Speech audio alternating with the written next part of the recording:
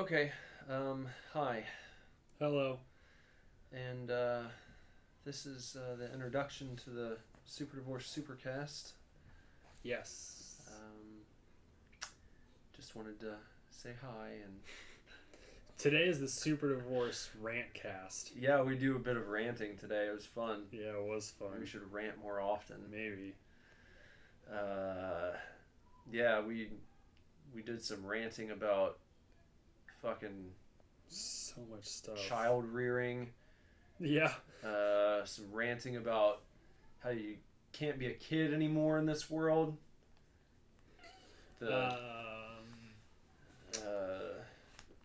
God.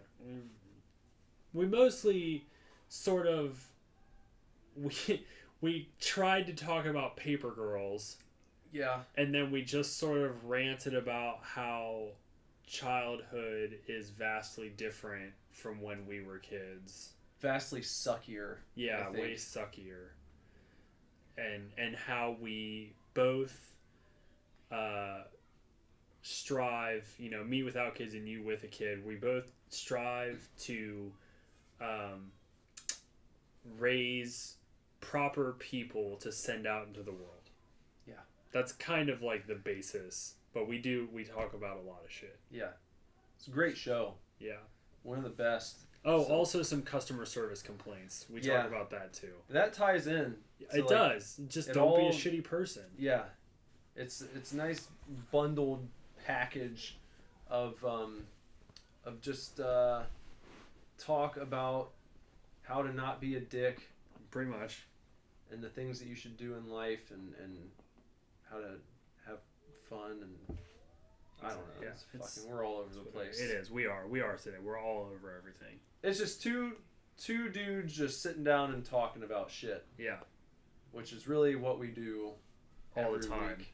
But I feel like it was pretty lively today. Yeah, today was more just sort of like it was very we had absolutely no direction for today's podcast, and this is what came of it. Yeah. So, as usual, before we get into the episode, check us out all across the net while you're surfing the web. The net. No one says the net Surfing the web too. SuperDivorceMe.com,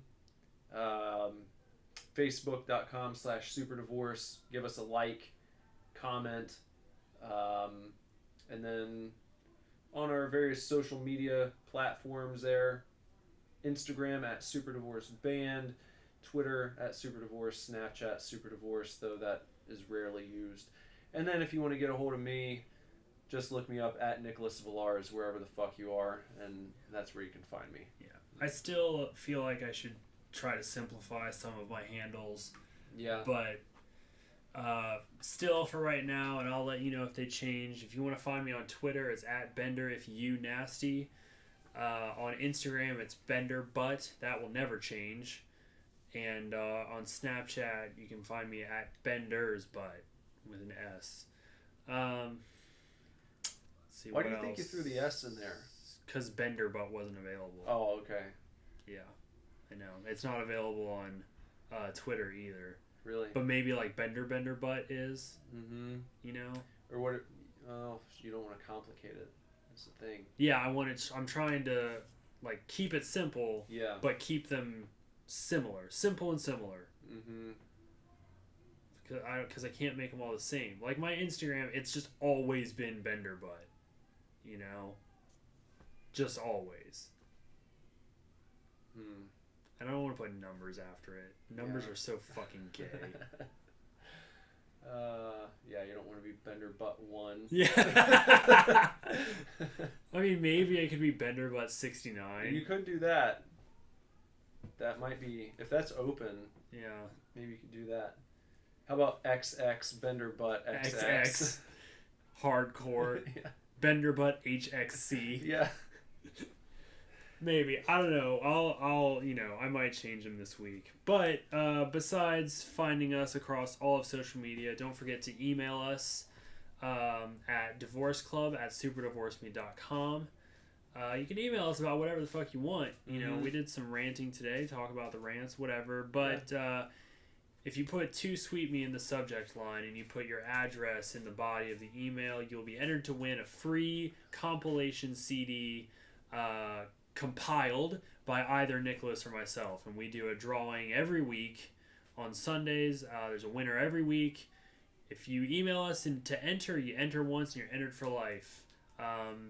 This past week, I made the CD and I hit shuffle on my iTunes, which has 10,000 songs, and I just picked the first 10 songs. Boom, there you go. It's an inventive playlist. Yeah, I like that. It's kind of weird. Yeah. Like, it's just like, yeah, I think the playlist has everything from like Census Fail to the Runaways to Guns N' Roses. Like, yeah, it's fun though. Yeah, it is fun. It was fun. I'm gonna do those every once in a while, cool, just to see what happens. But make sure you do that. We love sending those CDs out to people. Yep.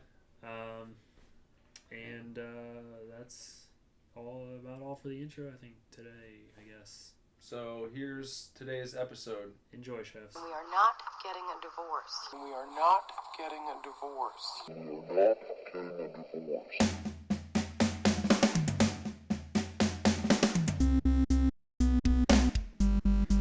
Hey there, Nick here. And Bender. And welcome to this evening's episode of the Super Divorce Supercast. It's a big night tonight because the Nintendo Switch is coming out. Yeah. And it's not a good night for Bender. It's not a good night for me. I was both a responsible and irresponsible adult when it comes to the Switch. I pre-ordered the Switch on the day that you were able to and figured I will pay this in increments because we had what, like a month and a half ish? Yeah, at least. Yeah. Yeah, about a month and a half. And I was like, all right, I'm going to get paid like 3 times, maybe 4 times before this shit comes out. And I was like, I'll pay on it, like $50 each time. Boom, I'll have a Nintendo Switch. And then I was an irresponsible adult because I did not pay on it like I was supposed to. And earlier this week, I was responsible, and because I knew that in theory I couldn't afford it, I went and I canceled my pre-order for the Switch. I ran into you right after you had done it. You did. At the mall At the other FYE, day. and Yeah. where I had to convince myself not to purchase movies with the money I had just gotten back. And I didn't. I was once again responsible. Such a bummer, though. It is. It really is. The only sort of like upside that I kind of think of, that I'm holding on to, I guess, is that I'm sure Breath of Wild is going to be amazing, but I really seriously am looking forward to Mario Odyssey, and I know that the Switch it's going to be difficult to find for a while. Yeah. However, Mario doesn't come out till like later this year, so I'm pretty okay with like letting the library grow a little bit before I pick one up. So it is a bummer that I wasn't able to get it. I'm not able to get it on day one, but I'm not dying over it, Well, the thing that I brought up to you was that if you were hurting for cash, you should have sold your pre-order. Yeah, I know. Because they're and going online for a pretty penny right now. Yeah, I don't know. Let this be a lesson to anyone listening. Yeah. If you have a pre-order on a console that's coming out and they're sold out of pre-orders, sell your pre-order. Yeah. Because people will buy them, So that's a bummer. That's a big bummer. And I almost posted about it on Facebook. Like, does anybody want, to like come with me and take it over as soon as? Yeah.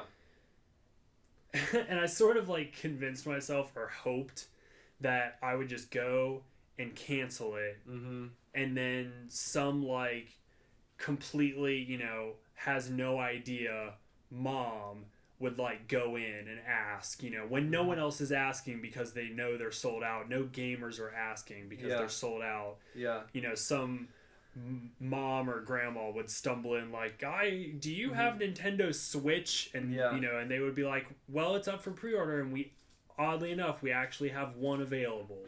Well, the way it works, unfortunately, is the pre-order doesn't get put back in the system. It just is like, now they're gonna have an extra one. On day one. Mm-hmm. Well, maybe some mom will go in and get it. Because they were telling me earlier, I went and like paid off the rest of my accessories today. Yeah. And they said they were gonna get like 3 extra tonight, and so I guess that's. Are you going to pick it up tonight? Yeah. Are you? Yeah. They're doing a midnight release up the street. Oh, nice. So, yeah, they said they're expecting a rather large turnout, and probably more than a few disappointed people they're gonna have to turn away. I'm sure. Which always happens, you know. Yeah. So. Well, like it's a bummer. It's a bummer that I wasn't able to get it, and it sucks, but I'm trying not to beat myself up about it. Like, I'm trying to look at the positives, and I'll wait, and it'll be fine, and you'll get one. I'll get one. You'll get one. It's just kind of a bummer for now. You know, the other thing that I am trying to look at the positive as is like Horror Hound Weekend is not next weekend like I think we initially thought, but it is 2 weeks from now. Mm-hmm. And I have to prepare for that because that's always it's a big spend weekend for me, or I would like for it to be. So I just kind of seeing how that goes. I don't know. It sucks, man. Well, just trying to think what else here. Yeah, well, on top of Switch coming out tonight, my wife is going to begin tattooing at the brand new location of her tattoo studio tomorrow. Yep. There's been a lot of work. I was just there. A lot of people helping out to get that ready. Did you hear about the saga with like the internet and phone and all that? Yeah. I heard that you were the knight in shining armor. I was like, no. When I heard the story, like, here's what happened. So we're switching locations. We had our service provider was Cincinnati Bell at our previous location, and about a month ago, Jess decided that she was going to switch to Time Warner. They're called Spectrum now. Right. And so, like, pretty much the day she decided to do that, this guy came in, just a door-to-door salesman, going through the area because Time Warner is now Spectrum, and they're trying to get all these businesses to sign up. And he was like, "Oh, well, if you're going to sign up with Spectrum, I can do it for you right now." And she was like, "Oh, okay, great. I was going to anyway." So she filled out all the paperwork. They got everything squared away. She told him the day that we were going to need service, and he was like, "Okay, yeah, no problem. We'll schedule it. We'll have your service, the service guys out there like the Friday before you open, basically." Jess is going to be there doing a few tattoos, but the big grand opening is on Saturday. Right. So it's like, we'll be there on point, like the day before you guys really need it. Okay, wonderful. Long story short, last night this guy called and he informed my wife that for various reasons they weren't going to be able to make it out. Well, first of all, there was the whole thing with Corey's phone number and this Sprint. I was trying to keep it short, but all I was gonna say was that the shop phone was being disconnected for the move. Yeah. So in the interim, they gave the Spectrum man, the shop manager Corey, his cell phone number, and that just like. And they were trying to change Corey's phone number. Yeah. Instead of the shop's. Right. And we told them on 3 different occasions, no, that's not the right number. You need to change this one. Yeah. And they kept trying to change his personal cell phone number, the shop manager, Corey. It's like, no. Change this number, the number to the shop. We need this one moved over to Spectrum. Right. And he just couldn't get that. Couldn't understand it for anything. And then on top of that, we found out that, like, apparently, like, the service call was never actually put into the system. Uh-huh. So, we found this out last night. And then they called today, and the fine people at Spectrum told them, after their big runaround, the best we can do is get out there next Wednesday. And so when Jess told me that, I was just like, nope. Yeah. Nope, that's not gonna happen. Nah, bruh, we're not doing that. Yeah. So I ended up calling, like, their big corporate office, Uh-huh. and then they transferred me to someone, and they put me through, like, a tech support, fucking department, and I ended up talking to this lady, and it was like 5 minutes. Yeah. And she was like, "Oh, that's awful. Uh-huh. Yeah, we'll figure something out." And she was like, "I'm gonna put in this urgent request for service tomorrow, and we'll call you back." And like 15 minutes later, they called, and they're like, "Yeah, we'll be out tomorrow afternoon." Yeah. It's like, that's what you have to do. You just have to keep talking to people until you get on the phone with the person who knows what the fuck they're doing. Exactly. We were discussing it at the shop, because Jess was telling that story, and it was just brought up, like, if you just make the effort to talk, and you're polite, Yeah. and you just go through the motions, sometimes, I'm sure a lot of times, eventually you'll get to a portion of the company where there is a group of people that are just authorized to make, like, end of the line deals with you. Yeah, like, exactly. It's 100% plausible for somebody to come to the shop tomorrow. There's just, like, a number of people that are too lazy to do it, but there is someone in the company who can force them to do it. Right. And that's who you have to find. And all you got to do is just get transferred until eventually you get to that, like, red zone department where they're just like, no, we're going to make them do it. And then they make them do it for you. Well, when the lady called back to tell me that they would be there tomorrow, I was just like, thank you so much, because we talked to several other people, and they were just basically telling us there's nothing that can be done. Right. Talk to whoever you want to. No one's going to be able to help you here. And I don't know. Sorry. Someone can help.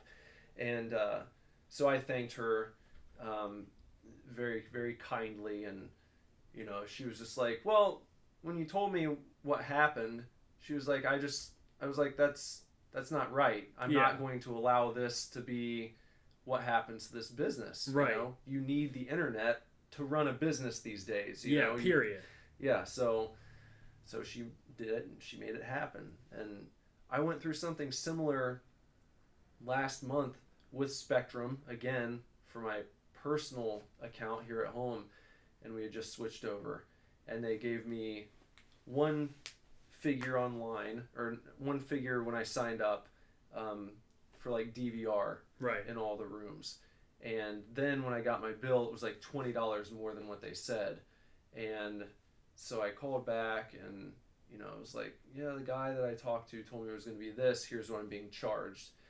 I agreed to pay this amount every month, so I think that's what I need to be paying.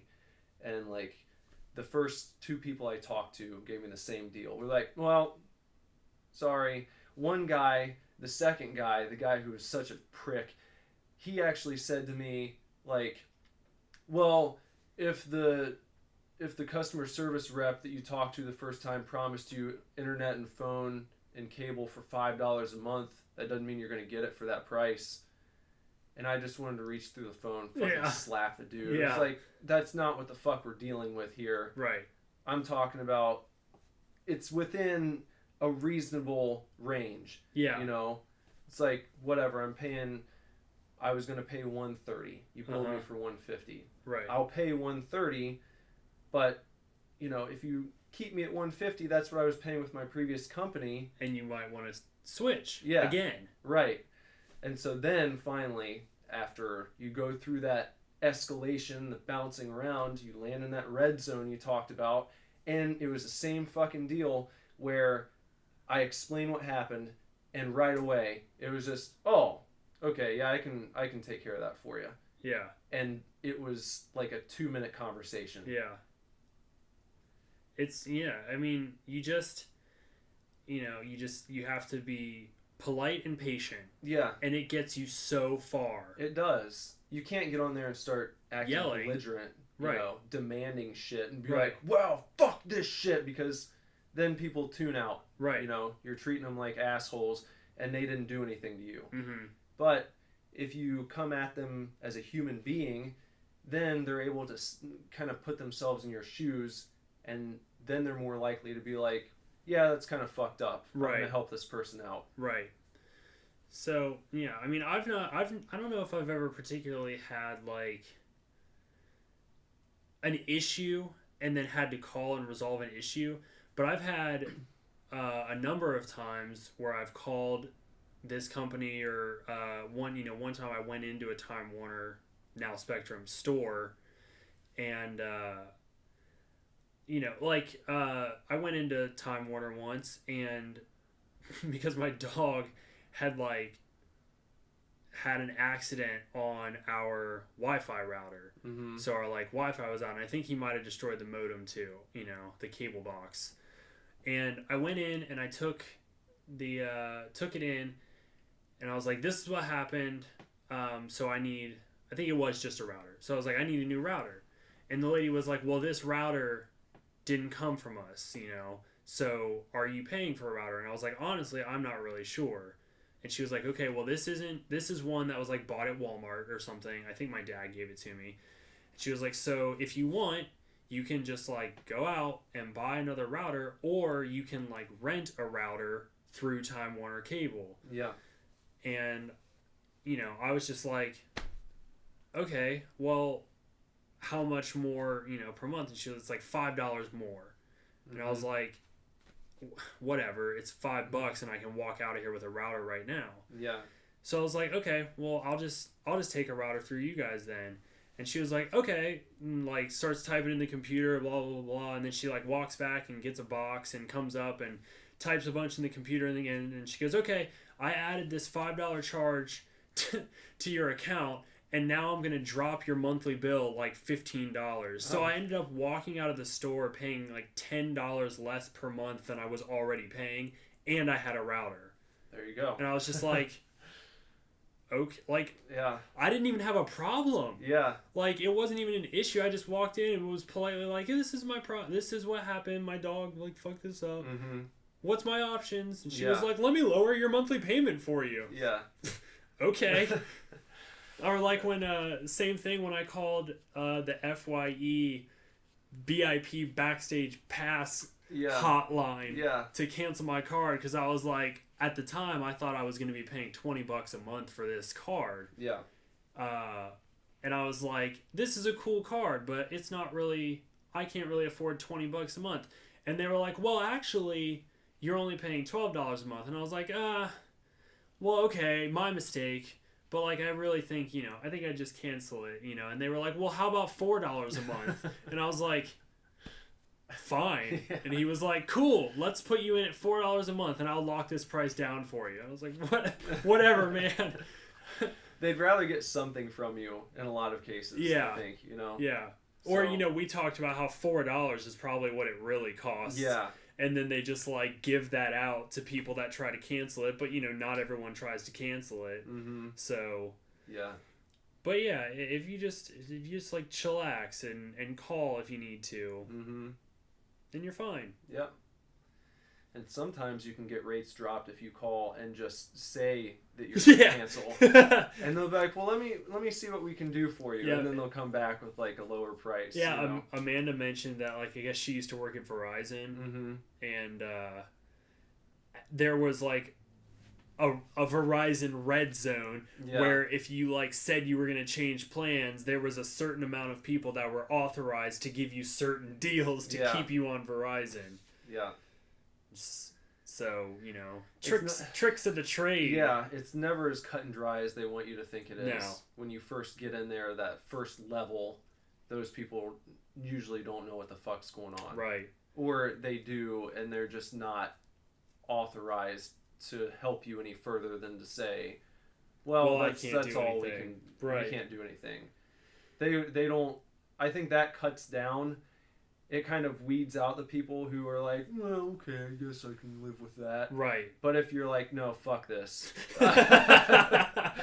then there are people who can help you. Right. You just can't say fuck this. You have to Exactly. keep that internal and use that to drive you as you get bounced around from person to person until you land on the right one. Lindsay gets a subscription box monthly for our dog, and because he just like fucking destroys PetSmart toys. I mean, less than 24 hours and it's fucking garbage. Yeah. So she found a service on a monthly subscription service that sends like durable toys, you know, intentionally for like pit bulls and like strong jawed dogs and things like that. As well as they send you like 2 toys and then like 3 bags of like very healthy organic treats every month.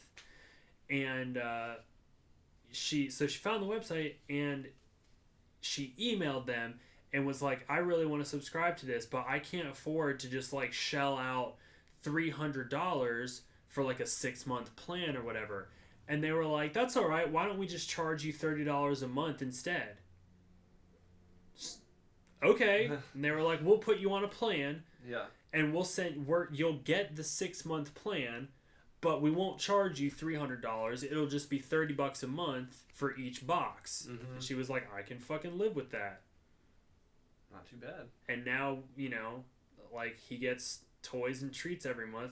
And it's like, I mean, the fucking value of it is like, they send you like $80 to $90 worth of stuff and she's only paying $30 and it's all like top end, you know, shit for the dog. That's cool. Yeah.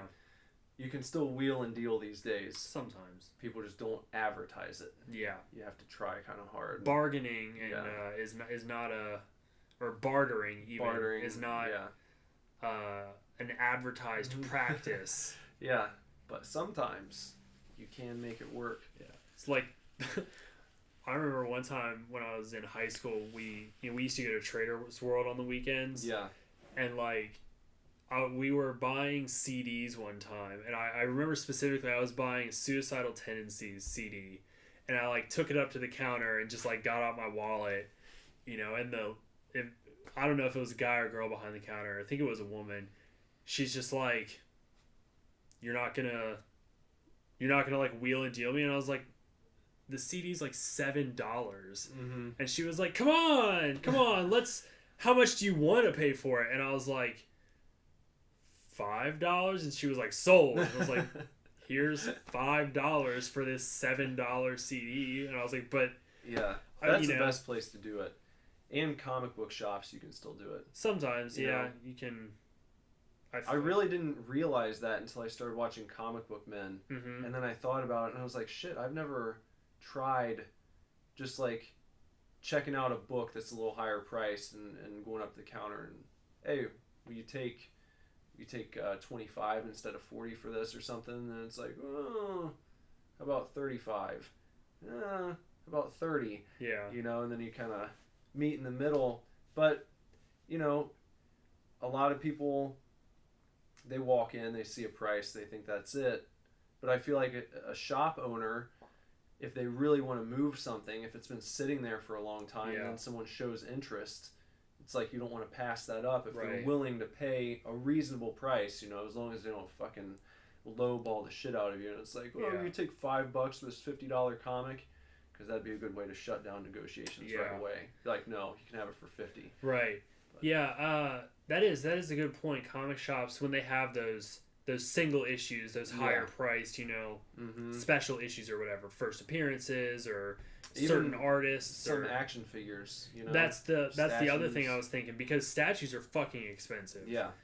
Rightfully so. They're well crafted, you know, things. But if you walk into a comic shop, and you know, there are very, very few comic shops that are chains.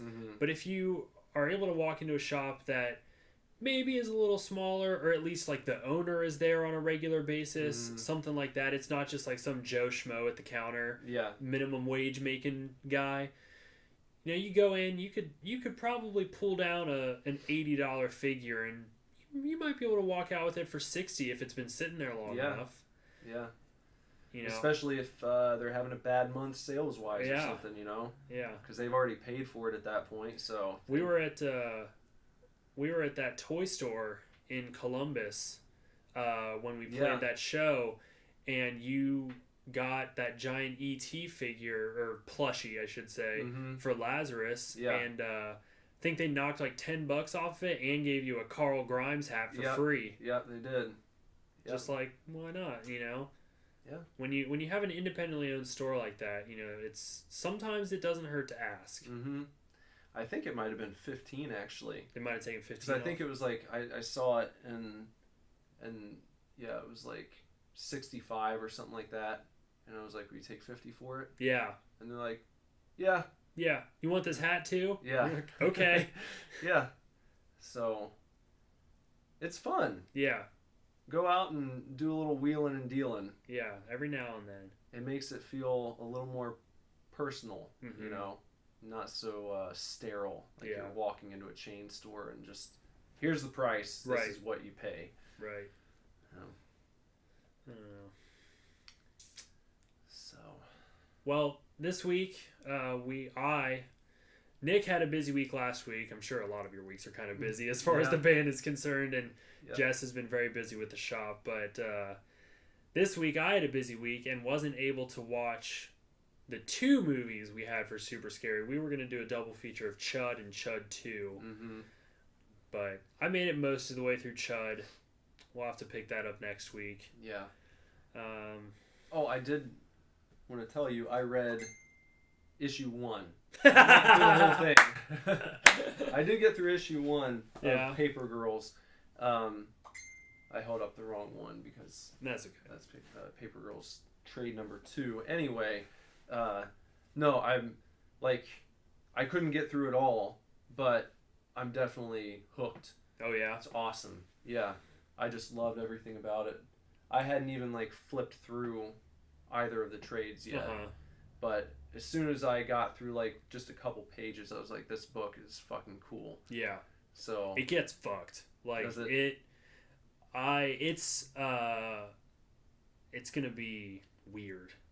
I love the characters so much already. It's so great. I mean, like, it's definitely got like there's something about that vibe you get from characters in a group from that era. You know, with like the Stranger Things kids, Goonies, Monster Squad.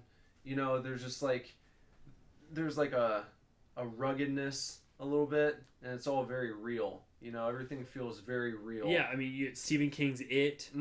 Stand By Me. I mean, anything from 1980 to 1989 that includes a group of kids. There's, you know, like, I didn't even grow up in that time. I was born in 1989. Yeah. You know, but there's a purity to it almost. Like, I think when a lot of people, and maybe it's just like because of like the people who are alive now and like the generation that has a voice, a large voice, you know, maybe it's just that. But when you think childhood, you know, a lot of people's sort of general view of it is like riding a bike, playing in the woods, you know, like you're like, you just kind of were allowed to run around the neighborhood unsupervised. Supervised, that's what I'm looking for. Unsupervised, you know, like, and your parents were just at home. You got off school, you came home, you threw your book bag down, and Mom, I'm going out and to play, and you just went and you did things. Maybe she, you know, like my mom wouldn't even be home from work yet when I got home from school a lot of times. Oh yeah, and I just leave a note going to the park, you know, or walking here, walking there, be back later, be back before dark. Yeah. That's what the fuck it was. Before dark, and there was no cell phone, You just had to trust that your kid was going to come back before dark. And today, saying that in like today's day and age sounds so dangerous. But it's really, I don't think it's any more dangerous than it ever was. No, I think people are just paranoid now. Yeah, I don't think so either. I'm just saying, like, with the way, you know, I think like the access to information now and the widespread minimal stories, really. I mean, you've got tiny local news stories being blown up and becoming countrywide phenomenon, you know, for a thing that until, you know, 10 years ago would have been a self-contained story. So people have this like idea that it's the big bad world out there, you know. And like everyone drives by your kid as a child molester, just waiting. Yeah, everyone out there is just trying to kidnap your kid. Yeah. And I'm not going to like sit here and be like, I absolutely don't think that at all. But you do, I think you also have to remind yourself or ground yourself that like, I mean, I don't have kids. You have a kid, so I'm sure you might agree with me. But once a kid reaches a certain age, there's a certain like independence and maturity that you can really nurture and develop by letting them play outside or walk here or be at the mall, you know, with just their friends or like... And make some mistakes, yeah, you know? Like they get brought home by the police because they were fucking in a park after dark. Not fucking, but in a park after dark or something, you know, or whatever. And it starts young, you know? Yeah. It just makes me think of the opening to Child's Play. Or like the first scene where Andy comes in, you know, you see him fucking making a huge mess in the kitchen because he's trying to make his mom breakfast in bed, you know? Yeah. He's using the toaster. He's like up on a wobbly chair pouring milk in a cereal bowl. Just doing little kid stuff, learning how to be a person. Right. You know, that I'm sure some people would say, that's child abuse, child endangerment, you know, she should have... Been awake. She should have been awake. She should have been watching him. Yeah, you know? She should have had a cage on his door, you know, so he couldn't get out of his bedroom. I heard a while back about this kid who he came home from school and his mom got off work and she would come home like a half hour later and he would go in their backyard and play until she got back or whatever.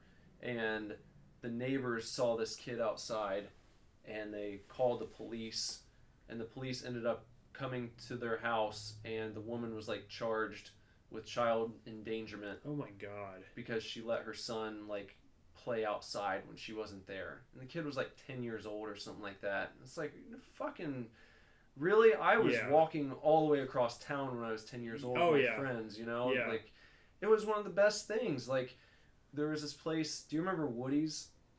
In West Carrollton? No, I never, you know, like growing up in Middletown. Okay. I never made it up to West Carrollton area. Well, there was this place called Woody's, and it was like a hometown grocery store. They had a restaurant, and they're upstairs, and you know, they had a video store inside, and like on their second floor where the restaurant was, like before you walked in, they had a magazine store.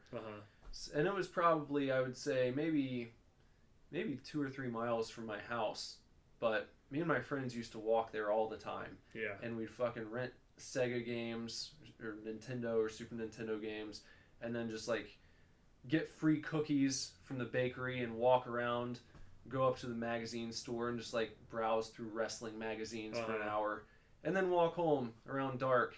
And it was awesome. Yeah. And it reminds me of that shit. When you watch movies like the ones we were talking about, you know, and you see a group of little kids walking down the street, and you know they're all talking shit, you know, they're all cursing and they're all talking about things that kids their age shouldn't be talking about, you know, and it's just I think that the attempt to take that away from kids it sucks. Yeah. I mean, you've got your son right now is just downstairs. Yeah. By himself. Mm-hmm. He has basically, I mean, let's be honest, he basically has run of the entire house right now. But he's downstairs just chilling, watching a show. Yeah. Because he is 4 years old and responsible enough to know that you and I are up here working. Yeah. And that not only does he need to be quiet, but he needs to just like chill. Just chill. And he that's what does he's it. doing. He's And 4 years old. Yeah. But he has a good time. Yeah. He's got a fucking endless stream of shows that he can watch on Netflix. He knows how to work the TV. Yeah. If he gets bored doing that, he turns on the Wii U and he'll play Mario or Yoshi. You know? He's not an idiot. I've taught him how to exist the way I did when I was 4 years old. He's got You more know? toys than like any other kid I know, Yeah. but for good reason, because Yeah. if he gets bored watching TV, guess what he fucking does? Yeah. He plays with toys. Yeah. Like children should. I want to have kids and just buy them toys upon toys Yeah. because that's what I did when I was a kid. Yeah. I didn't have a video game system until Nintendo 64. I just played with toys all the time. Yeah, kids don't need to be constantly coddled and entertained, you know.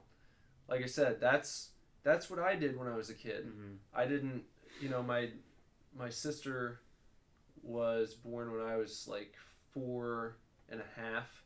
So, at the age that he is now, pretty much I was doing the same shit. My mom was busy cleaning the house and all this other stuff. She didn't have time to just sit around and like make fucking shadow puppets for me all the time. Right.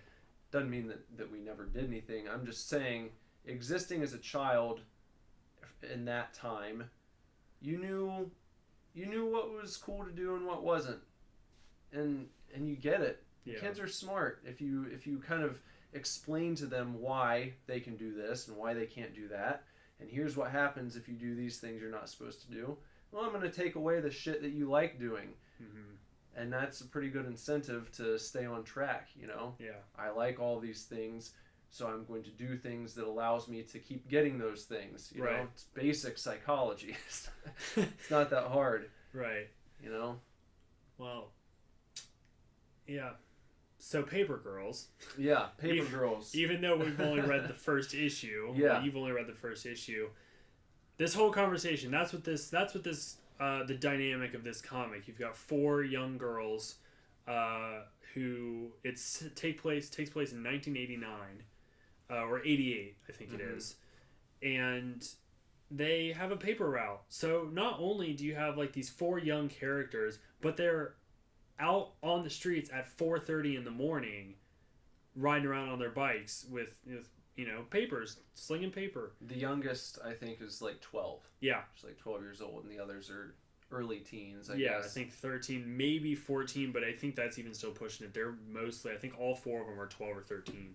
And one smokes. Yeah, one smokes. Yeah. Like, it's just, but the comic is great because it's right out of the gate, you get that nostalgic setup and that nostalgic feeling from it. Even if you don't have it, like, I didn't fucking do that when I was 12, Yeah. I honestly have, like, never really ridden a bike.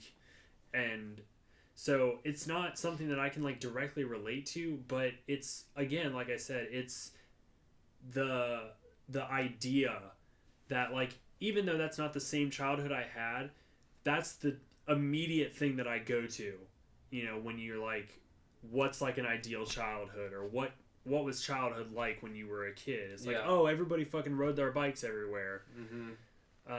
So you get that immediate dynamic from the beginning of the book, and then it gets hard into sci-fi, like issue 1. Yeah. By the end of issue 1, it's like, okay, well, This is weird. yeah.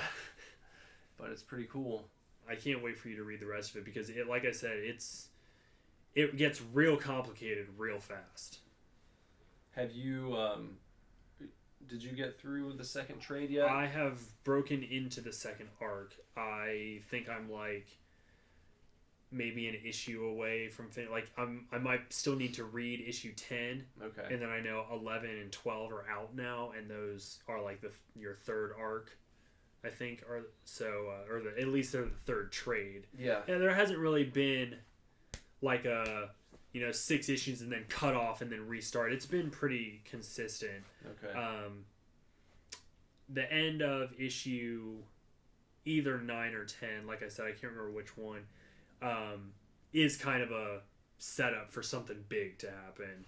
But yeah, no, it's a very consistent story. Brian K. Vaughan writes this. He's the writer of Saga, which I know we've talked about many times because that is also just incredible. And who's the artist for this? Because he's great. Cliff Chang. Cliff Chang, yeah. For a great name. I don't know why. I love that name. And for some reason, this style of his artwork, I'm just like, yeah, Cliff Chang would draw artwork like this. Yeah. I think he won Best Artist at the Eisners in 2016. Yeah. And this also won Best New Series at the Eisners in 2016. So it's good. The Eisners are like the Oscars of comics. Yeah. So if you're looking for a comic to check out, they've got the first 10 issues split up in between 2 trades, and then, like you said, issues 11 and 12 are out individually. Yeah. So if you liked Stranger Things, Monster Squad, Goonies, what else do we say? Little Rascals. What's the one Disney movie? Paperboy, Paper Route. Oh, what the? Christopher Lloyd's in it. I don't know if I ever saw that. Oh my god, it's so good. No, not Christopher Lloyd. Robert Englund is in it. Paper something. It's about like these 4 boys that have a paper route, and Robert Englund plays like a grizzled, like crazy war hero and helps the paper boys knock out the bullies. And oh my god, what is it called? I'm interneting right now to figure it out here. This would make Paper Girls would make an awesome show, in my opinion. After reading 1 issue of it, I already know. Yeah. It'd be incredible. Maybe that'll happen. If everyone's on this kick. The Paper Brigade. The Paper Brigade. You've never seen the Paper Brigade? I've not. 1996. Never seen that. You should. I don't know how, but you should try to track down the Paper Brigade. Man, I haven't seen that in a long time. There's this part, the kid's name is Gunther Wheeler. But, yeah, there's this part at the end when, they're getting the bullies and Robert Englund's helping them. And, like I said, he's like this vet who just lives in a crazy house, and he has geese for whatever reason. Well, he one of the bullies he falls over, and Robert Englund pulls a cable, and a bucket of goose poo falls all on him. It's all white and everything, and he kind of shuffles up to the camera or whatever, and he just goes, I love the smell of goose poo in the morning. It's so crazy. And they have a tree house, the big tree fort and everything, and the Paper Brigade. Oh shit, did you ever see the Dennis the Menace movie? The original? No. Oh man, that's another really good one. Yeah. That one does have Christopher Lloyd in it. Does it? He plays the bad guy. Ah. And Walter Matthau plays Mr. Wilson. Yeah. Yeah. Hey, really Mr. Good. Wilson! Yeah. That's a really good one. That is another one where all the parents would be arrested. Thrown in prison. Yeah. Because of all the shit they do in that movie. Yeah. Man. I mean, Fort Byers, you'd be fucked. Yeah. If the cops went out in the woods now and they're some kids, they built this structure without clearing it with zoning. Yeah. One time there was a small cluster of weeks when I was in grade school where a friend of mine his family had recently built a house, and they had a decent amount of land and a creek, and and there was a small amount of weeks where he and I kind of went out into the forest together, and we had a bunch of scrap wood, and we tried to build We did. We had like hammers and nails and like maybe some power tools. You know, we were probably like 12, 13. Yeah. And we tried to fucking build a hangout spot, you know. We got the floor. Yeah. We legit built like a wooden, you know, like a floor, but we never finished that. We spent too much time just like there was a huge creek, and they did have a pretty decent chunk of land, and we just wandered out. Yeah. That's probably the closest I got to like the 80s childhood, the nostalgic childhood. Is there was once his family got their house done, and they were living there. There were a lot of play dates where my parents would drop me off, and then we would just fucking go out into the woods. Another friend of mine lived on some land and had the same thing, and we would just I'd go over to the house and say hi to his mom, and then we'd just like put on rain boots and out into the woods we went. We had a group of kids in my grandparents' neighborhood, and I mean, you could have made a fucking movie. Yeah. About, you know, just the dynamic. It was like me and the two kids who lived across the street, a brother and sister, Sean and Emily, and then this other kid who lived somewhat nearby. His name was Jeff, and he was probably like maybe 5 or 6 years older than all the rest of us. And then we had like a neighborhood bully. Yeah. This kid named Jesse, who was like Jeff's age, and he was like this gangly, you know, just stereotypical redheaded shitbag. Scott Farkas. Exactly. Yeah. Like, yes, pretty much. And we used to go back in the woods nearby, and we built forts all the time, you know, and there was a creek. Yeah. Just like you said, you know, we had our creek, and we built several badass forts back there, and Jesse would always come by when we weren't around and just fucking trash the shit out of them. Like, we'd come back the next weekend, because that's when we'd all get together. We get together on the weekends, go back to our fort, and like, it started happening to where we'd go back and they'd just be demolished. Yeah. And we like found him doing it one time. And I mean, fucking shit got raw, man. Like, Jeff ended up taking this kid, Jesse, and like strong-armed him up against a tree. Yeah. And got his hands tied around the tree, and he just fucking slapped the shit out of him. Oh my god. For several minutes, you know, and just like, you know, he didn't brutally beat him or anything. We're probably like, I mean, I had to have been somewhere between like 6 and 8 years old. Really? You know, and I'm just watching these two kids. They were probably like 12 or 13. And our friend Jeff just fucking gave it to him. Just slapped him in the face, you know, and punched him in the stomach, you know, and just kids like bawling. And then he untied him, and kid just fucking took off and never messed with us again. That's hilarious. But yeah, it was, I'm sure everyone would have been arrested now if that happened, you know. It's almost like I don't necessarily want to just sit here and be like, I condone kids beating up other kids when they fuck with each other, but it's in a way it's almost sad that like you can't, as a kid, as a young child, you like can't stand up for yourself without possible law enforcement repercussions nowadays, because everyone is so, well, you can't hit my kid. My kid's perfect no matter what. You can't hit them. Yeah. So I'm going to make sure that you pay for what you did. Like, the parents step in.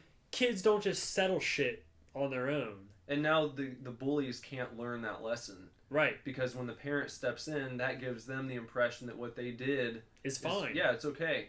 That's just you. Yeah. You're just being yourself, you know? Don't change. You better believe if I have a kid and I find out they're a bully, they will not be a bully when I'm done with them. Yeah, well, I hope not. Like, I think you take care of it.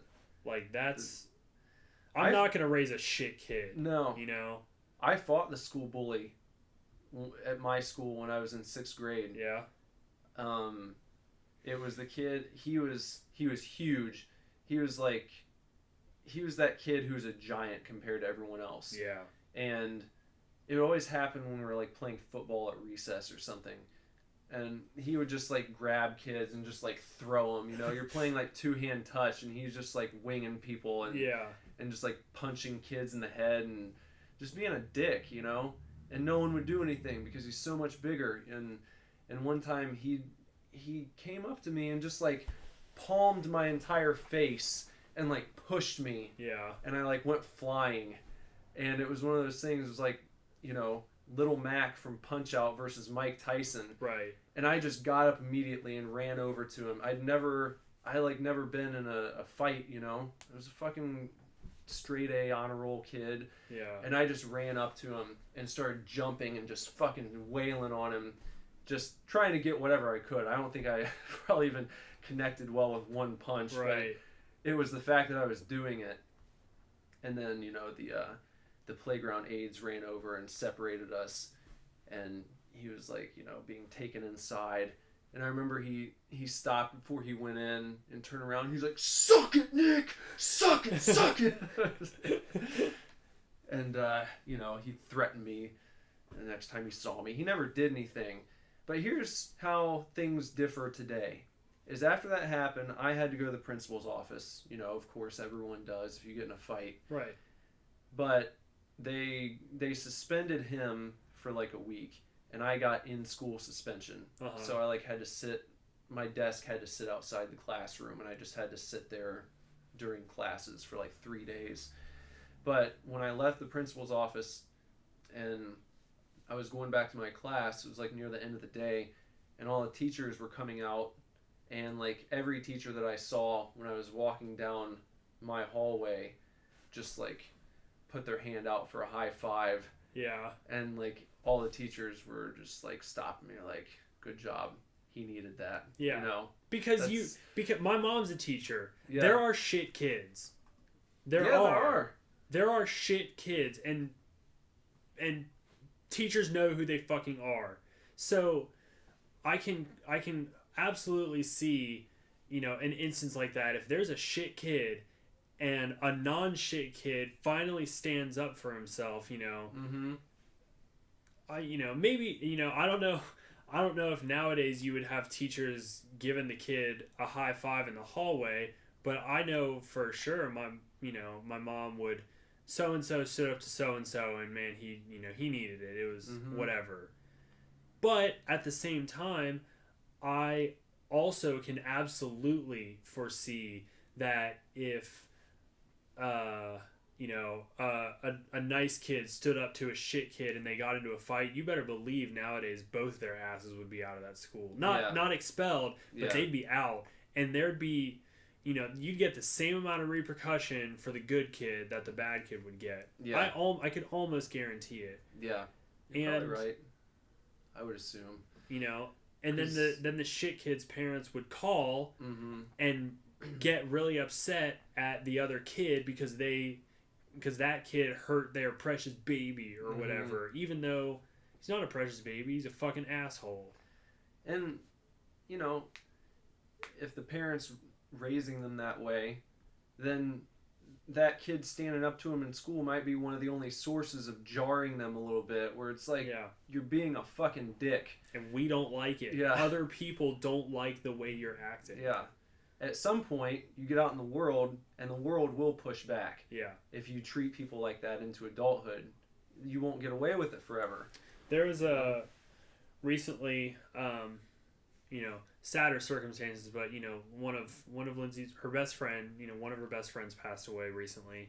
But just the fallout from that is that, you know, I've met a couple of people that she went to high school with, and I'm friends with like one or two of them on Facebook now, because we connected at like Robbie's memorial service, or well, his memorial. We went to the bar. Yeah. But one of her friends, this guy Zach,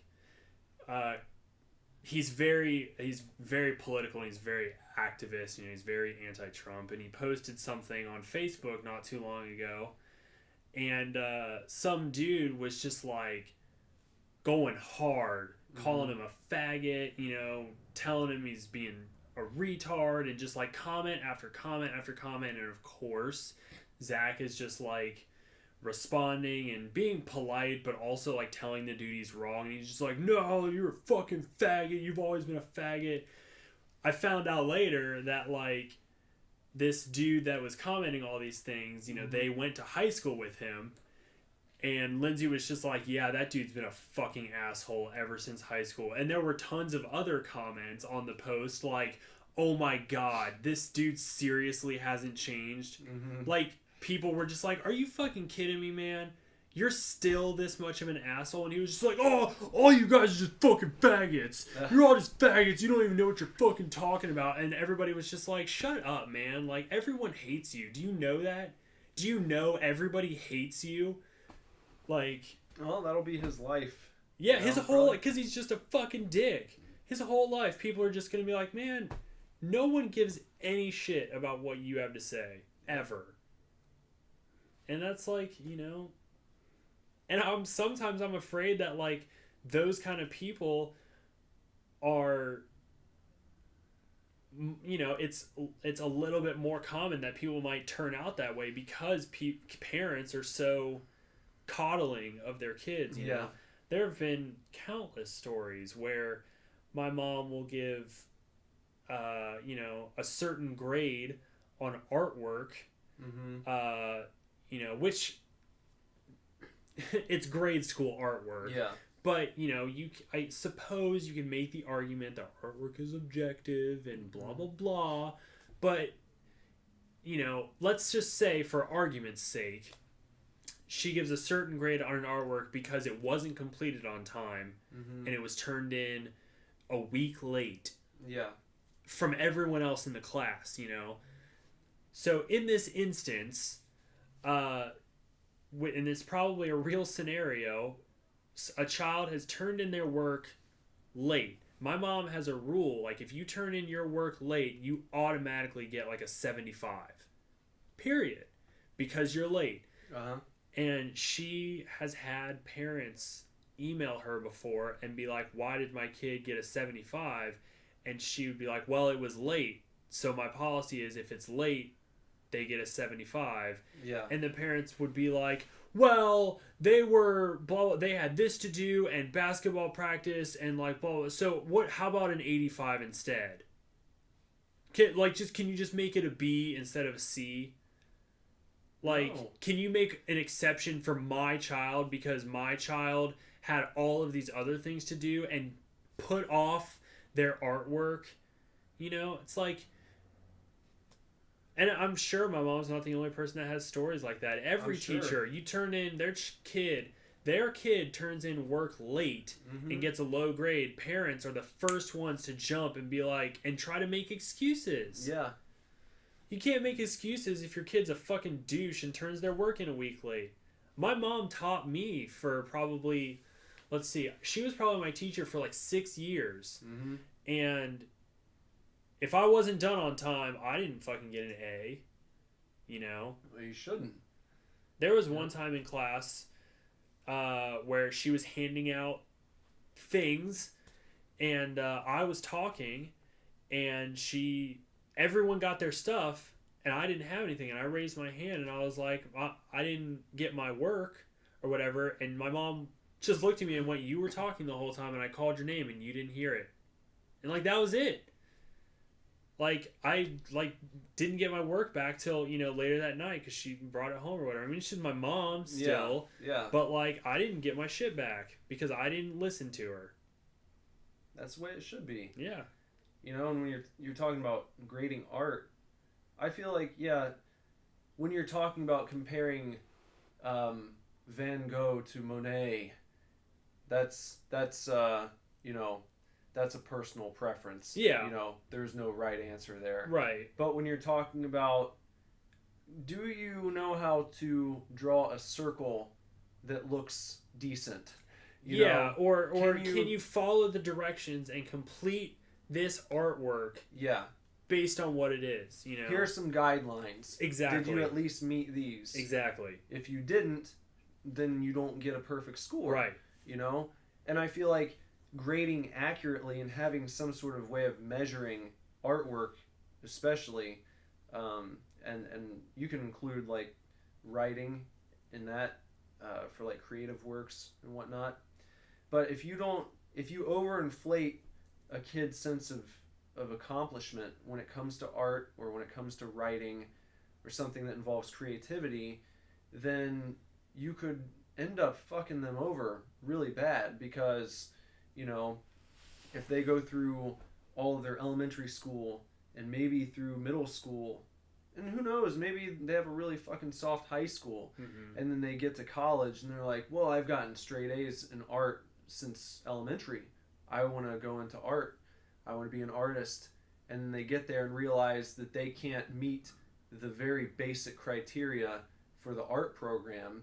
They're going to be devastated. Right. Because they've been fed a pack of lies their entire life about, you know, the way that their skill level is going to be perceived by the world outside. Yeah. So it's important to have standards when it comes to that kind of stuff because it teaches kids you're not there yet. Right. You should never tell them they can't get there, but that grading policy is there for a reason. It lets them know you're not hitting it yet. Right. You know, you're not firing on all cylinders. You need to work on these things. Right. And then they get a real sense of accomplishment when they accomplish that, you know.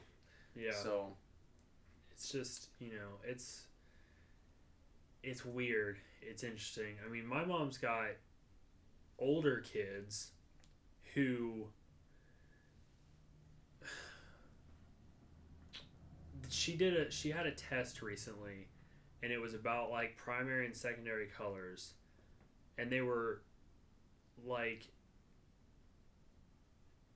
she just can't,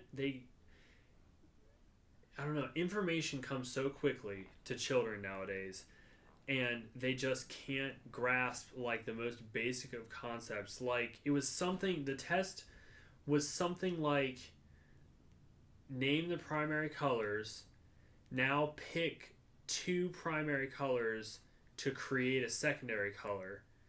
And I know these kids are older. mm-hmm. You know, she teaches K through 8, and they were older kids. I don't know how old, and I'm not going to say in case like somebody fucking listens to this, but whatever.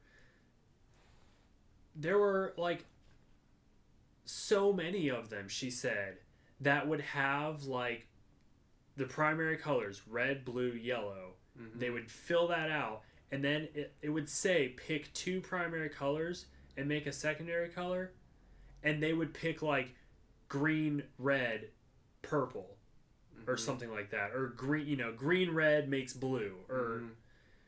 yeah, like there's a complete disconnect between which colors were primary mm-hmm. and which colors are secondary. They would understand, okay, red, blue, and yellow, those are primary colors.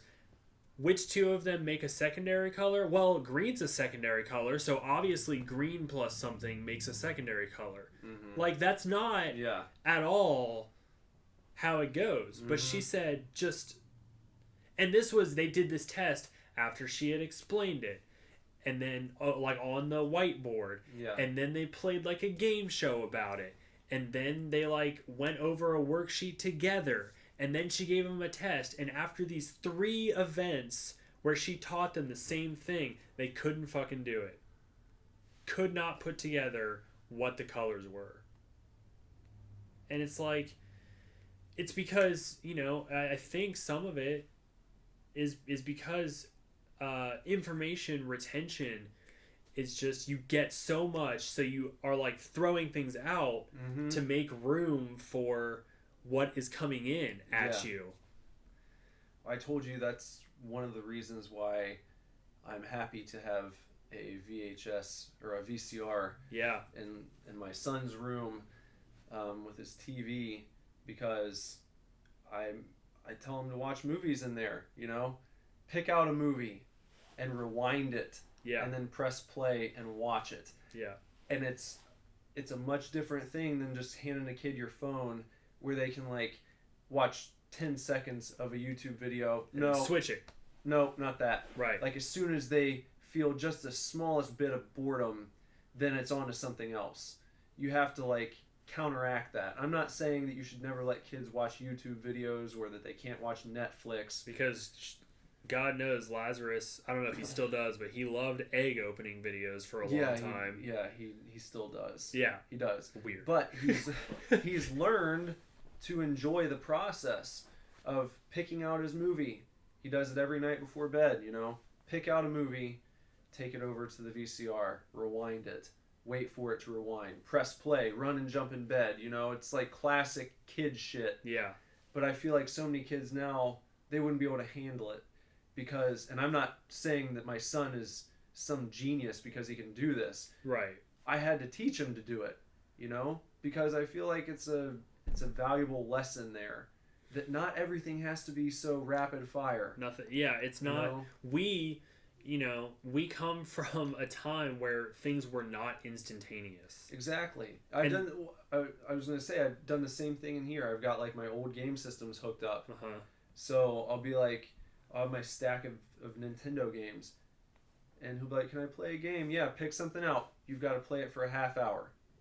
I'll help you put this one in, turn it on, get you set up, but you're playing this one for at least a half hour. Right. You know, you're not going to switch it out, because that's what he wanted to do when he first sat down and tried it. Play something for like 2 minutes and be like, "I'm done." Yeah. Okay, here's what we're going to do now. You're going to play this one for this amount of time. Then, if you want to try something else, go for it. Mm-hmm.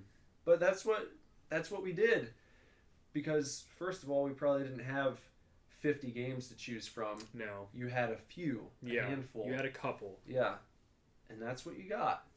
And then, you know, when you would go out and rent games, I can remember being a kid and renting Mega Man 64, and that game sucked. But I played it. Yeah. If the game you rented sucked, you still played it. You played it for a whole week until you had to take it back, and then you got something else. I rented a Transformers fighting game one time, and it was terrible. Like, I had no idea what I was doing. I couldn't figure out the controls, and I just sat there and played it for 5 days, and then took it back to Blockbuster and got something else. You had to. Yeah. You had to, like, you know, when we were kids, you had to find enjoyment even if it sucked. Yeah. You were like trying so hard to like pull enjoyment out of this thing that was terrible. You couldn't just get rid of it and you move on to something else. Your parents did something nice for you. They rented you a game they didn't have to rent for you. You have to make the most of it. Or they rented you a movie, and you watch it over and over again because it's your rented movie. Yep. And I want to watch this as many times as I can before I have to take it back. Yeah. You know? That's what you get. I mean, I still have a VCR, and I'm holding on to that shit. You should. Like, it's because great. you know, I will say that I would like to adopt the same method, at least in that instance that you have had with Lazarus. Like, when I have a kid, I'm gonna put a VCR in their room. They're not gonna get a DVD player or a game system or whatever. You know, they get a VCR, and I will Goodwill it up and just buy Disney movies, and you know, it's great. They're like 20 cents a piece. Yeah. For like movies that our parents paid probably $30 for, which, you know, the just big like clamshell cases. Just seems insane to me. Yeah, it's so weird. It is so weird to sit there and think that my dad bought Star Wars Episode 1 Special Edition on VHS when it came out. It probably cost like $30 or $40. Yeah. And I'm like, 5 cents at Goodwill. Exactly. Nowadays, I'm just like, I would never pay $40 for a VHS tape unless it was a really obscure horror movie. Yeah. Like, if I found Popcorn on VHS or Pieces or like The Gate or something, I would pay $20-$30 for it.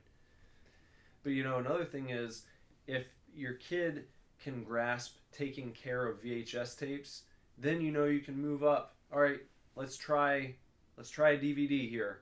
You know, so many of these people used to come into buybacks or GameStop. You probably saw what some of these people's games looked like, you know, and oftentimes you'd hear someone say as you're like going through all of their discs, and they're like, "Yeah, got kids at home, so you know how that goes.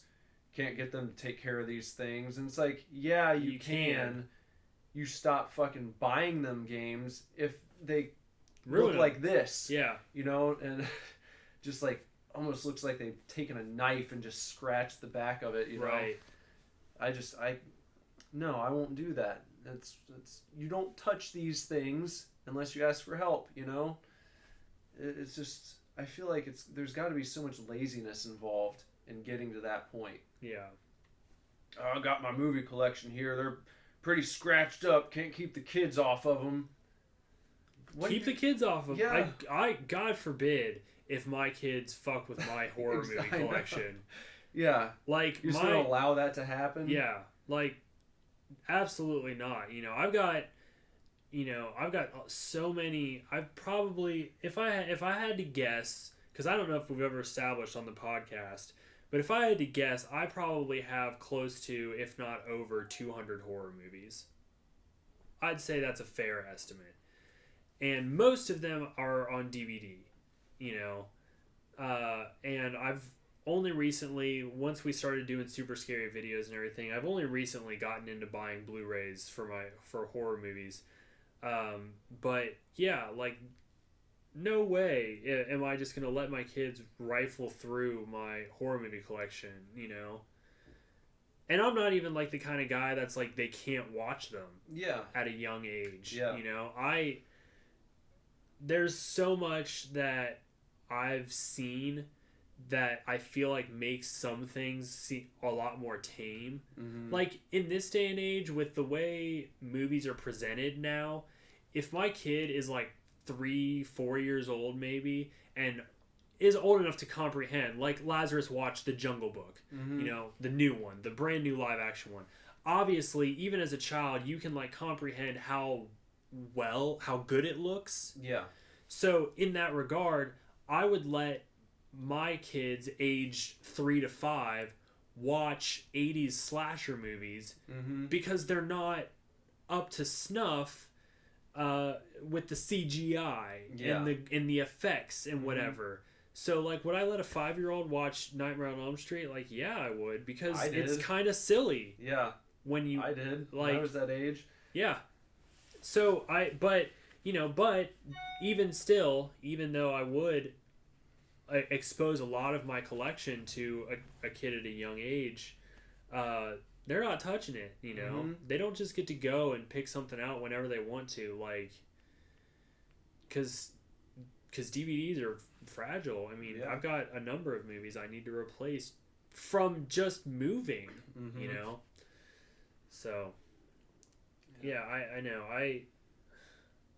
There's a part of like my desire to be a dad, because you know I have such an overwhelming desire to do so, but like there's a part of that that wants to do it just to not raise a shit kid. Yeah. Because I think I'm like contributing to society.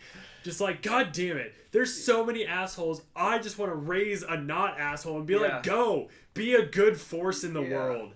Yeah. That's what you have to do. Otherwise, I mean, that's how that was like basically the premise of what's it called? Oh shit, why can't I think of the name of it now? The fucking movie about the future and everyone's an idiot with Luke Wilson. Idiocracy. Never seen it. Oh, you haven't? No. Okay, well, in the beginning it kind of goes through this little opening, and they're interviewing people. Yeah. And they're like interviewing different couples, and all the like well-to-do, well-spoken, you know, astute-looking people, you know, people who are able to form sentences. They're like talking about how they've decided not to have kids because they don't want to bring them into this kind of world, and where they're not ready financially, and they've got all these very good reasons to not reproduce, basically. Right. And then it'll cut to like, you know, the fucking jock outside of his high school football game, just like fucking chugging beer in his arm around like 3 chicks. He's like, we're all gonna go fucking drink some beers, and I'm gonna have sex with all these chicks tonight, man, you know. Yeah.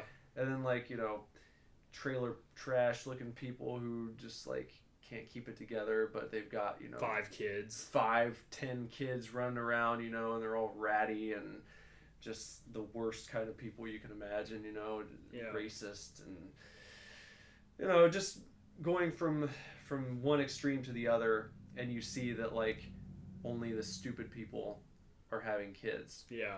And it's just like the population is growing and growing and growing with the wrong types of people, and that's what leads to the idiocracy where everyone is just a fucking asshole. Right.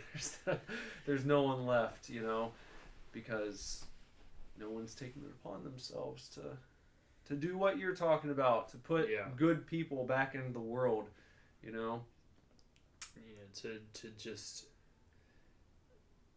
to raise them without giving them a trophy for being here, and to raise them to be responsible and to take care of themselves, but to be compassionate, and take care of others, and just like, I don't know, I think it's good to keep in mind that the world literally owes you nothing. Yeah. Nothing at all. So everything you get, you should be grateful for. Yeah. Because you didn't have to have it. No. Someone that could be someone holding the door for you when you walk into a building, to, whatever. I think about the people who work with Jess, at the shop. No one has to work there. I mean, they need money, but they could be theoretically working somewhere else. I'm grateful for everyone who's there, just for that basic fact. I'm grateful to the type of people that they are, grateful for having running water and all this shit that a lot of people don't have, because these things are not owed to me. Right. I'm fortunate enough to have them. And I feel like so many people walk around just with this attitude that everything they get, they're getting because, this is what I deserve. Right. This is what the world's paying me because I'm such a special person, and all that type of shit. And if you raise your kid that way, I think you're a dick. It's just, and it's also going to be very alarming if that type of person ever runs into a situation where they don't get what they think that they had coming to them. Right. When something goes wrong, when that thing they thought they were owed doesn't come to them, it's going to be meltdown time. Yeah. That's what happens to the guy who loses his mind because you put ketchup on his burger and he asked for no ketchup, and he fucking makes a scene and starts screaming, Yeah. There's no reason for that type of behavior. Like, people fuck up. Yeah. We were at the shop yesterday. Ivy went and got some of us Wendy's, those of us who asked for it, and Dale had like a fairly specific order. It was only like he wanted like a sandwich, but he didn't want tomatoes, and then he wanted a spicy chicken instead of a regular chicken. Like, Wendy's they just didn't even do it, Yeah. And he like pulled the sandwich out and like looked at the receipt, and because he was just trying to decide if Ivy screwed up or Wendy's had screwed up, and he was like, "Oh, nope, Wendy's fucked up." It was like, "It says right here what I wanted, and they just didn't do it." And he was like, "Whatever." I mean, Wendy's was literally right across the street. Yeah. He could have walked over there and slapped his sandwich down on the counter and been like, "Look at this receipt and look at the sandwich I got. Mm-hmm. What the fuck?" He ate it. Yeah. Because sometimes shit happens. Now, there's the only stipulation is that sometimes you can be allergic to shit. Yeah, you and can. like then you go back, and you just say, "I'm sorry, I asked for this because I'm allergic to this. Can I have a new sandwich?" Or even if he would have felt like going over there for that. Yeah. It's not unreasonable to get what you paid for. Right. But it's the way that you do it. Exactly. If you go back huffing and puffing, it goes back to what we were talking about at the very beginning of this show with, calling the cable company. Mm-hmm. If you call them and you immediately take a combative, you owe me this attitude, people will just tune out. Yeah. They'll shut down and you won't get what you want. Right. So It's just stupid. There was a dude at GameStop one time that came in and wanted an Xbox 360 used, and we had a stack of them, like empty boxes, and on the box there was a big sign that said starting at $99 or whatever. And he came in and he wanted like a 120 gig Xbox or whatever.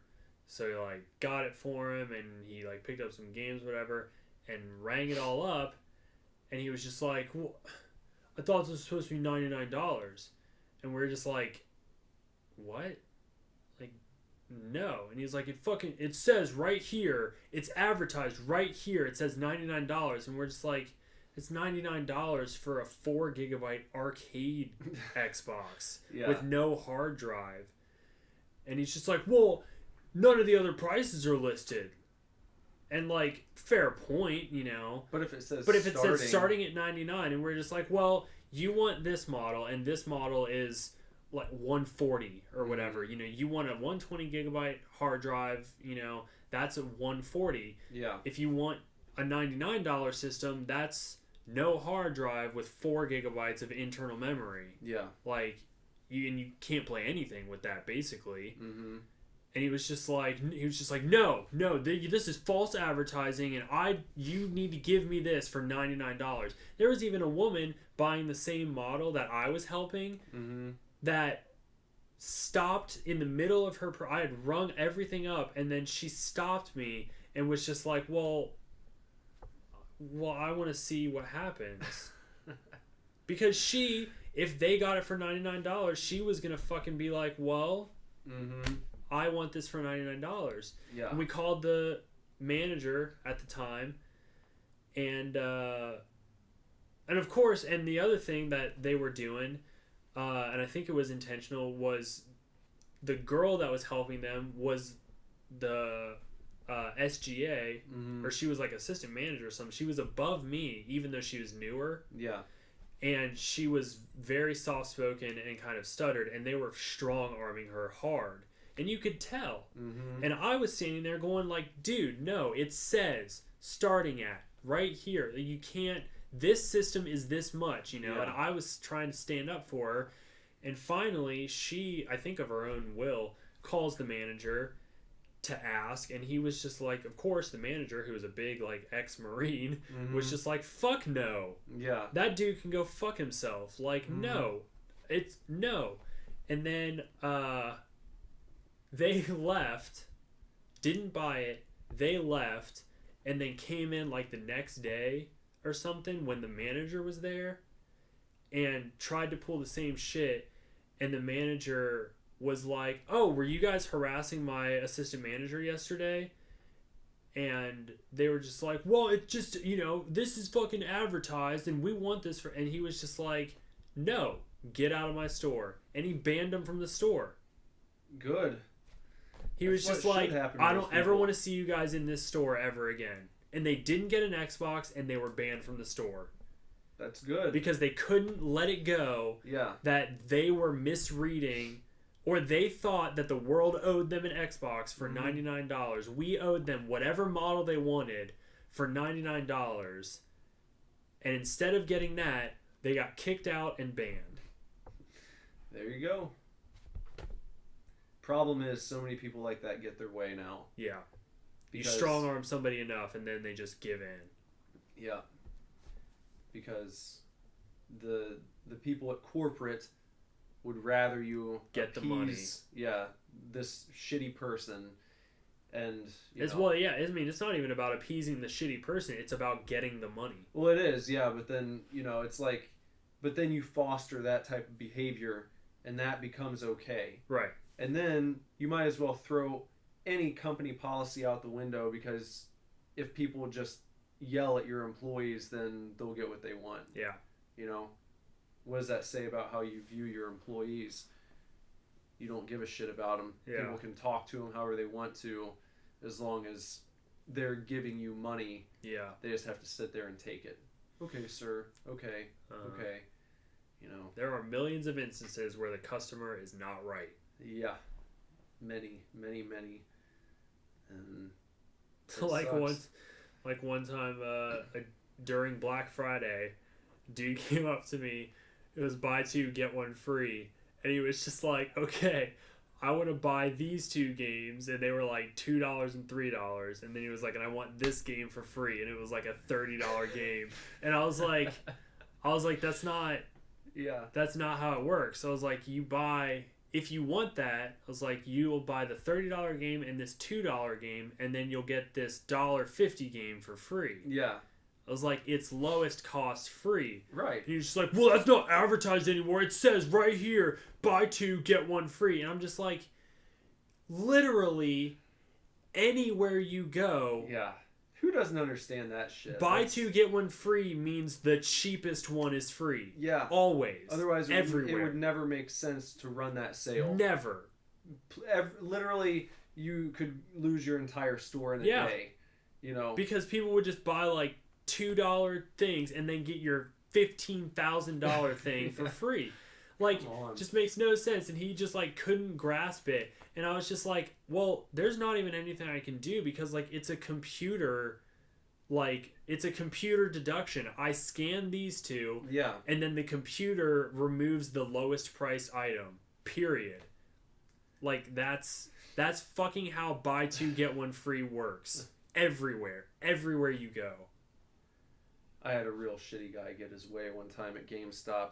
He had purchased like WWE 2K13 like the day before, and he brought it back, and he just walked up and like slammed the game down on the counter and just looked at me and said, "This game fucking sucks. I want my money back." And I was like, "Do you have your receipt?" And like it had just come out the day before too, right. So I knew it was a new copy. And he handed it to me, and I was like, "Well, this was new. You opened it. You can't return a new game that you've already played." Right. And he's just like, "That's fucking bullshit. This game's fucking terrible. I want my money back." And I'm like, "You can sell it back to us if you want to. You know, I'll tell you what you get. You know, here, give you $23 for it. You know, fuck that shit, man." And then he like planted himself there, and he's like, "I'm not going any fucking where until you give me my fucking money back for this game." And like the manager at that location came over, and he's like, "What's the problem?" "Oh, okay. Well, I'll just let you return it as a used copy, and we'll give you $54.99 instead of the full price." And I was just like, "Why the fuck are you doing this for this dude?" Like, right.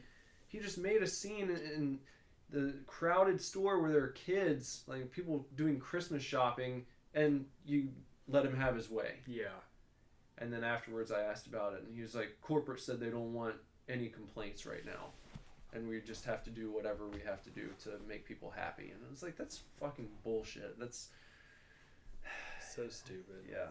Whatever. Just be a nice person. Yeah. Well, this has been fun. Yeah. This cast today, I mean, much like all of our casts, but this cast was 100%. I just walked in the room and we just started. Yeah. No planning, no previous talks. We haven't even talked today. No. At all. I don't think we've talked for a day or two, other than seeing each other at the mall.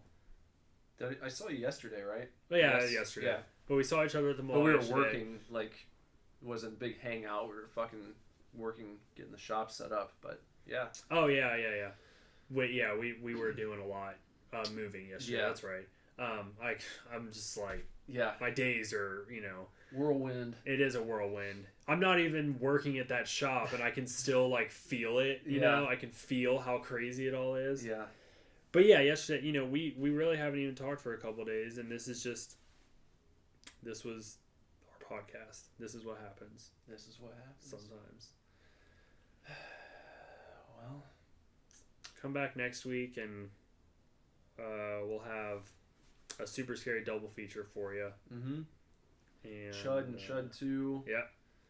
And I don't know, maybe we can talk a little bit more about Paper Girls. Yeah. And get into it a little bit further. Mm-hmm. And other things. I don't know. And we'll have Nick's first impressions of the Switch. Yes, you will. Yeah. Okay. Well, stick around for the outro.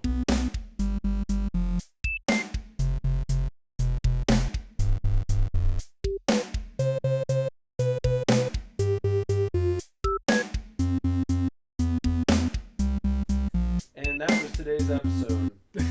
So, hope that you enjoyed, chefs. Yeah. It was a good steaming hot podcast for all you to digest. You can digest all of the things we just talked about. Digest all of those things, and then, once you've digested all of them, write us and let us know if you have any thoughts on the Yeah. things we talked about. Yeah. You can get in touch with us. We'll do email first. divorceclub@superdivorceme.com. If you go ahead and write subject line "to sweet me" in there, and then include your shipping address in the body of the email, be entered to win a mix CD that is compiled weekly by Bender or myself.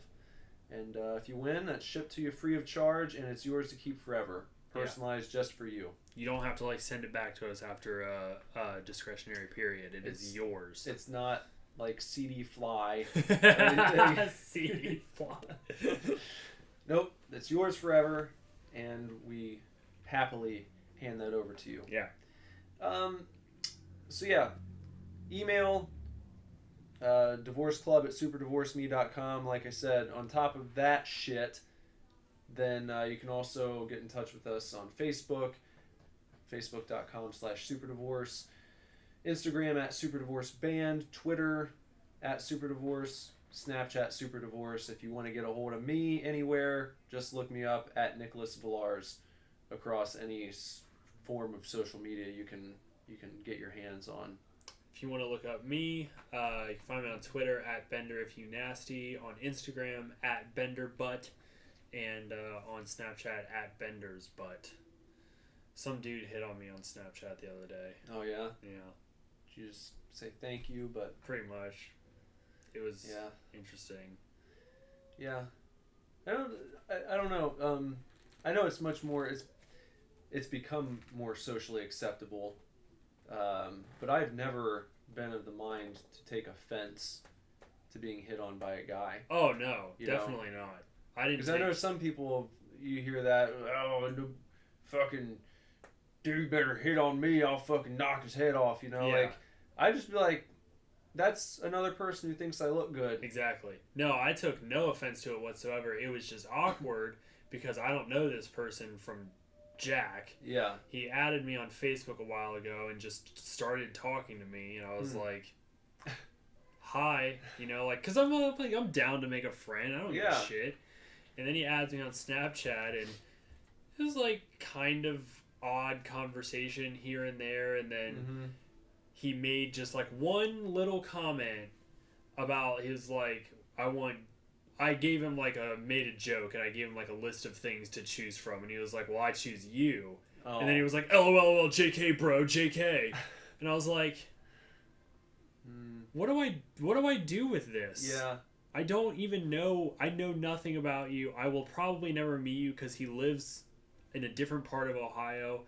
Just how do I continue now? That's that's a little different than just having someone say you're hot or Yeah, he wasn't you're, he was just oh, I want you, and I was just haha, well. I guess that would be a little more awkward if you've had a few exchanges and real conversations, They were close to real conversations. Well, He I guess was not. I was imagining it was more hey, I'd like to hook up with you. No, it was nothing. Like that. Nothing I was just extreme. imagining very straightforward. No, it was we've back and forth a little bit here and there. How's your day or blah blah. He doesn't understand the most basic. One time I said, if you ask me, and he was like, what do you mean? And I was like, the phrase, if you ask me. And then I was like, example, if you ask me, football is stupid. And then he just sent me back, it's all right. And I was like, you're not you're not understanding what I'm saying. Yeah. It's like it's a turn of phrase, Mhm. if you ask me. Yeah. So it's been very odd exchanges, but I just sort of like let them happen, and then finally he kind of like made this joke, and then I was just like, man, what do I even do now? Now it's just weird. LOL, JK, bro, JK. And then I didn't say anything, and he was just like, no, seriously, bro, like, I'm just kidding. And I was like, It's okay. it's if you're fine. not, It's but, okay if you're not, but, like, first of all, you know explicitly that I have a girlfriend. Yeah. Because you added me off of her friends list. So, like, where are you going with this? Yeah. Just, like, what's your end game? Mhm. And, you know, and it's funny because, like, I've talked to Zam and I've talked to Lindsay about it. Because, like, this stuff happens to women on the internet all the time. Yeah. All the time. But I'm just like, I feel it now. I'm just like, what's your end game? Mm-hmm. You really think that you're going to, like, drop a hint and then turn a straight dude at least bi, Yeah. and bi enough to where he's going to come to wherever you are, which is hours away, and suck your dick. Well, you got to give him credit for the effort, I Yeah, guess. I like... Good and job for yeah, for I don't going want for to... it. I don't want to Yeah. talk bad about him at all. Because, again, like I said, I was not offended whatsoever. Yeah. I was kind of flattered, at least. But I also was just like, I don't understand why you would even do this. A while back, this guy started messaging Jess, like asking her to just like go and hang out with him, Yeah. like and go to movies and shit. And she was like showing me the texts or like the Facebook messages, and I was like, this is so fucking weird. It was just like, she clearly has a bunch of pictures of like me and her and Lazarus on her Facebook page, Yeah. and like he's writing stuff like, or she'll be like, I'm not interested in doing that. I'm married with a kid, you know. And he was like, oh, it's okay. We just can't be friends. Yeah, Like, I don't you just want to be friends. I just want to go to the movies with you, you know. And like, that's fucking weird. It's weird. Come on, man. Like, It's even if you were being weird. sincere, even if you didn't want to do anything else, that's just no. No one does that. Sorry. I don't know. Stupid. Super long outro. I have. This is like a very special outro because I have one more thing that I wanted to ask you about. Oh, okay. I had a very lengthy conversation earlier today with Jason, who's been on this show before. Yeah. And he informed me that he is no longer watching The Walking Dead. Okay. He's jumped off this far into it. Okay. And I told him I think that's bullshit. Yeah. And I wanted to see where you stand on this issue, where it's like, if you've stuck with a show for like 7 seasons, Yeah. I feel like it's good enough up to that point, even if it goes to complete shit, Uh-huh. that you don't fucking leave. Right. If you're a real fan, you stick it out, you hang around, and you're like, you know, the guy's playing fiddle or violin as the Titanic sinks. Yeah. You know? And there's always a possibility it's going to get good again, even if you hate what's happening. Watch it out of spite. You know? And Well, it's like... You're Yeah, just fucking watch it, man. Like, you're going to feel like a dick if everyone starts talking about how how it's good awesome it is. again. And then you have to catch up. Yeah. Like, I don't even... I don't watch the show, period. But all I keep hearing is, like, how awesome it is and how cool it is and stuff. And the new season is great and blah, blah, blah. And I'm just like, what? Like... And that It's- led into a deeper conversation about like supporting bands and you know, whatever, actors, artists, whatever. Like, to me, if there's a band or if there's a show that I consider great at some point and I'm like a super fan, I'll stick with you through thick or thin. You know, some of those Weezer albums, you know, Hurley and Ratitude and Death to False Metal, no. Yeah. But I listened to them when they came out. I bought them. and I stayed a fan, Yeah. and I was rewarded because they're great again. Yeah. I did not care for Motion City Soundtrack's 5th album at all when it came out. I've gone back and listened to it, and it's better than I remember. However, the point is, I did not care for it, but I remained a fan. I still saw them like when they toured near the release of that album. Yeah. And then their, quote, final album that came out is excellent. It's much better. And I saw them 3 more times after their last album came out, you know? I think you have to hang in there. Yeah. If it was great once, you should hold out hope that it'll be great again. Yeah. So that's a little extra tidbit for you. Yeah. If you've watched The Walking Dead up until now, don't stop watching it, Jason. in my opinion. Jason, just watch it. Just watch The Walking Dead. Like, yeah. What are you gonna do? The season's like almost done anyway. Yeah. So how many more seasons are there gonna be? The comics almost over. I think. Has Kirkman said they're ending it? I think so. Yeah. Oh. They're gonna end it. What are they on? Issue 165-ish. 165 just came out. Yeah. I feel like we should look it up, but I feel like he gave a number. Like he knows he's gonna end it, and it's not gonna cross 200. Oh wow. Or it's either Walking Dead or Invincible, because he writes that too. I think Invincible is ending for sure.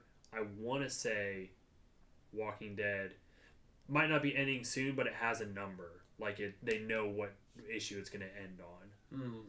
Okay. Maybe we can talk about that next week too. Yeah, we'll look it all up. Nailbiter's over too. Oh, is it? Issue 30 is the series finale. I just saw that.